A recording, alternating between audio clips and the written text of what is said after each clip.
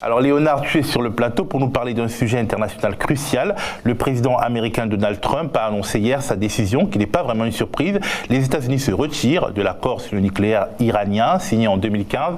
Je crois qu'il est peut-être utile que pour commencer, tu nous rappelles un peu la nature de cet accord. Oui, d'abord, on va parler de l'accord lui-même. Alors comme tout événement d'actualité, cet accord a une histoire. Et cette histoire commence au point le plus chaud des tensions entre l'Iran et les États-Unis et ses alliés en 2003, alors que les États-Unis attaquent l'Irak et qu'à Téhéran, c'est le mystique Mahmoud Ahmadinejad qui dirige le gouvernement et qu'à Washington, c'est George W. Bush et son équipe de faucons, comme on dit. Le péril est tel que des discussions informelles démarrent à l'écart de tous avec l'Agence internationale à l'énergie atomique, l'AIEA. Les Iraniens délèguent un négociateur habile et ouvert à la conversation, un certain Hassan Rouhani, vous le voyez là avec Mohamed Al-Baradei. C'est un détail qui, vous allez le voir, aura son importance. Pendant plusieurs années, ça ne donne rien, mais l'AIEA considère qu'une conversation continue, même stérile, vaut mieux qu'une montée silencieuse des tensions et un désastre comme en Irak. Deux événements décisifs mettent une vraie discussion à l'ordre du jour. D'abord l'élection de Barack Obama en 2009 aux États-Unis, bien sûr, après 2 mandats du très belliqueux clan Bush, et en 2013, l'accession à la présidence à Téhéran d'Hassan Rouhani, l'ancien négociateur. Les partis se rencontrent une première fois lors d'une conférence organisée en novembre 2013 à Genève, conférence qui ouvre un cycle de négociations, toujours en Suisse, et qui aboutit le 14 juillet 2015 à la signature formelle d'un accord global à Vienne, siège de l'AIEA. Cet accord qui fait près de 160 pages. Alors que contient-il? D'abord, la signature des principales puissances politiques du monde, les 5 membres permanents du Conseil de sécurité de l'ONU, plus l'Allemagne, celle de l'Union européenne aussi, et celle de l'Iran. Et dans ces 159 pages précisément, que trouve-t-on? Eh bien, la description précise, circonstanciée d'une feuille de route pour empêcher l'Iran de produire de l'armement nucléaire et donc de déclencher une incontrôlable course à l'armement au Moyen-Orient. Cette feuille de route comporte 3 volets, vous le voyez. D'abord, la réduction des capacités nucléaires et industrielles et militaires de l'Iran, moins d'enrichissement d'uranium, moins de centrifugeuses, etc. Deuxièmement, en contrepartie, la levée des sanctions américaines et européennes qui asphyxient l'économie iranienne. Et troisièmement, le renforcement des contrôles stricts des installations nucléaires iraniennes par l'Agence internationale à l'énergie atomique, l'AIEA. Et c'est dans cet accord que Donald Trump a décidé de violer unilatéralement hier. Alors la question que j'ai envie de te poser, c'est pourquoi ? Quel est son but et quels sont, au-delà des buts qu'il peut affirmer, ses arrière-pensées? Eh bien, pour répondre à ces questions, je vous propose de nous livrer tous ensemble un petit exercice un peu périlleux et peut-être un peu long, vous me pardonnerez, mais je pense que c'est important pour comprendre la situation. Cet exercice consiste à entrer dans la tête de Donald Trump.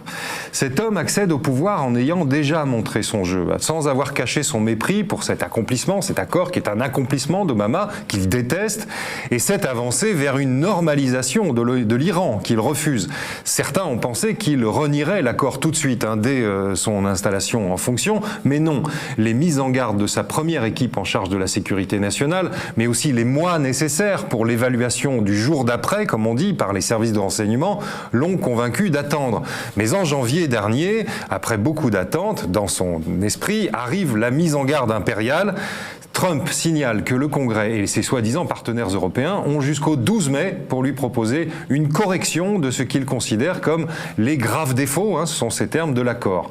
Pas de mention du programme balistique iranien d'abord, donc la capacité iranienne à produire des missiles, et une clause qui stipule qu'après une période de 10 ans, les provisions de cet accord pourront disparaître peu à peu. C'est ce qu'on appelle les sunset clauses, c'est-à-dire les clauses crépusculaires littéralement. Alors bien sûr, partout on s'agite au mois de janvier, les Européens, les Britanniques, les Français et les Allemands rediscutent en tous sens, et avec les Américains et avec les Iraniens. Leur condition pour avancer est que les Américains au moins mettent un peu moins de mauvaise volonté dans la levée du blocus économique de l'Iran pour faciliter la réintégration de l'Iran dans la machine économique mondiale, trop souvent sabotée à leur goût par les autorités américaines. Les Iraniens, eux, se disent prêts à des concessions. Ils veulent préserver les maigres avancées économiques promises à la population lors de l'élection présidentielle l'année l'année dernière, qui a vu l'élection de Rouhani. Absolument. Et fin avril, un document presque complet est rédigé. Manque juste quelques petits détails sur les clauses crépusculaires. Mais, on vous l'a dit ici, 2 nominations ont alors donné le ton des réelles intentions de Trump. D'abord celle de l'ancien directeur de la CIA, Mike Pompeo, à la tête de la diplomatie américaine. Puis celle de John Bolton, au poste très crucial à la Maison-Blanche, de conseiller à la sécurité nationale. Ces 2 hommes sont des durs, des partisans affichés des gifles impériales. Bolton a même signé un article dans le New York Times, sans ambiguïté, sur ses visions néoconservatrices. Vous voyez ce titre, « Pour empêcher la bombe iranienne, bombarder l'Iran ». Alors dans ces conditions, on voit mal comment notre chef de l'État français, ou tout autre chef de l'État d'ailleurs, aurait pu obtenir quoi que ce soit, peu importe les bisous sur la joue ou les astuces diplomatiques de haut vol de dernière minute d'un président français jeune et beau et qui est en réalité tombé dans le piège. Car je voudrais quand même donner quelques clés de lecture et attirer votre attention sur une chose. Il ne faut pas oublier que Donald Trump est un promoteur immobilier qui s'est vanté pendant des années d'être le meilleur négociateur du monde, infaillible et rusé. C'est même pour ça qu'il a été élu. Et il en a même tiré un best-seller dont il continue à faire aujourd'hui la promotion, The Art of the Deal, l'art de négocier, dans lequel il détaille ses trucs, ses coups d'intox, ses subterfuges pour faire plier son adversaire et le tondre dans les règles de l'art. Et il semble bien que ce soit toujours son état d'esprit aujourd'hui. Et c'est d'ailleurs la méthode Trump depuis le début. Tout rejeter pour tout renégocier sur la base de nouveaux rapports de force. Les accords de Paris, rappelez-vous, l'ALENA, l'accord avec l'Amérique latine, et les tarifs douaniers de l'acier et de l'uranium. De l'aluminium. Pardon, de l'uranium, de l'aluminium, ouais, ça pourrait être encore plus comique si c'était l'uranium. On le voit bien, à peine l'annonce du retrait américain officialisée, tous les autres acteurs de l'accord se sont mis en branle. Fort de sa position hégémonique, économiquement, politiquement et militairement, l'Amérique n'a rien à faire aujourd'hui. Ce sont ces peureux obligés européens qui annoncent des réunions, des sommets de crise, des coups de téléphone, et il n'est d'ailleurs pas exclu que Trump ait choisi d'annoncer son retrait hier, mardi, alors que la date butoir qu'il avait annoncée pour sa décision était samedi prochain. Et tout ça pour contraindre dans la panique ses prétendus partenaires à lui amener très vite la tête de son ennemi avec de plus jolis atours. Et puis au-delà de la question iranienne, il y a la Syrie. Oui, la Syrie. Voilà, la Syrie qui est au cœur de toutes les discussions et de toutes les réflexions autour du Moyen-Orient. L'objectif, le but de guerre des Américains, il faut le formuler clairement, c'est de reprendre la main sur le Moyen-Orient alors que les Russes et les Iraniens sont en passe en Syrie de remporter la victoire. Pour ce faire, Trump s'appuie et appuie 2 obligés régionaux. D'abord Israël, dirigé par la droite agressive de Netanyahou, lequel cherche à sauver son gouvernement d'un côté et à réduire la capacité de nuisance de son ennemi juré, l'Iran.